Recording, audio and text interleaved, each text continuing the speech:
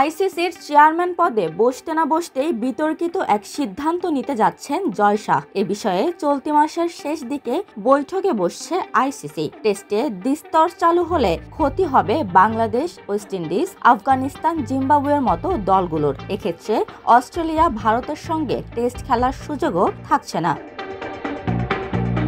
এমনিতেই বড় দলগুলোর বিপক্ষে উপেক্ষার শিকার বাংলাদেশ।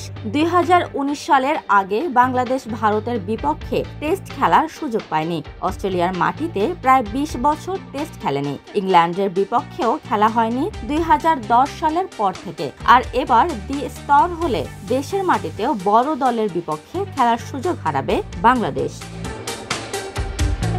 এই কাঠামোতে ক্রিকেটের 3 মোড়ল দেশ ভারত, অস্ট্রেলিয়া এবং ইংল্যান্ডের সঙ্গে যোগ দেবে পাকিস্তান, দক্ষিণ আফ্রিকা, নিউজিল্যান্ড এবং শ্রীলঙ্কা। আর অন্য পাশে রাখা হচ্ছে 5টি দেশ, যেখানে সবচেয়ে বড় নামটা ওয়েস্ট ইন্ডিজ এবং বাংলাদেশ। এর বাইরে আছে জিম্বাবুয়ে, আফগানিস্তান এবং আয়ারল্যান্ড। জয় শাহ আইসিসির শীর্ষকর্তা হওয়ার পর থেকে এক পেশে সিদ্ধান্তের সংজ্ঞা ছিল, সেটাই যেন বাস্তবে রূপ নিচ্ছে। কিন্তু কেন এমন এক মডেল নিয়ে হাজির হচ্ছেন আইসিসি প্রধান? কি হতে পারে এর পেছনের উদ্দেশ্য?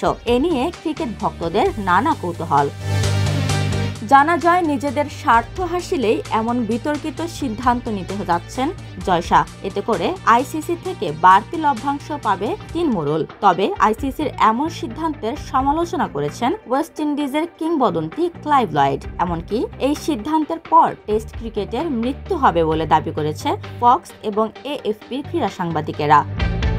2016 সালে এমনই এক প্রস্তাব ফিরিয়ে দিয়েছিলেন ভারতের সেই সময়ের বোর্ড প্রধান অনুরাগ ঠাকুর। নিচের দিকে থাকা দলগুলোর ক্ষতি হবে দেখে দ্বিস্তরের টেস্ট কাঠামোর ধারণা বাতিল করেছিলেন তিনি। বলেছিলেন, বিসিসিআই সবার স্বার্থকেই রক্ষা করতে চায়। যদিও শেষ পর্যন্ত এই ধারণা পাল্টে বাংলাদেশ সহ 5 দলের ক্ষতি করে নিজেদের স্বার্থ হাসিলে উঠে পড়ে লেগেছেন ভারতের জয় শাহ। উপমা রায়, সোনালী নিউজ, ঢাকা।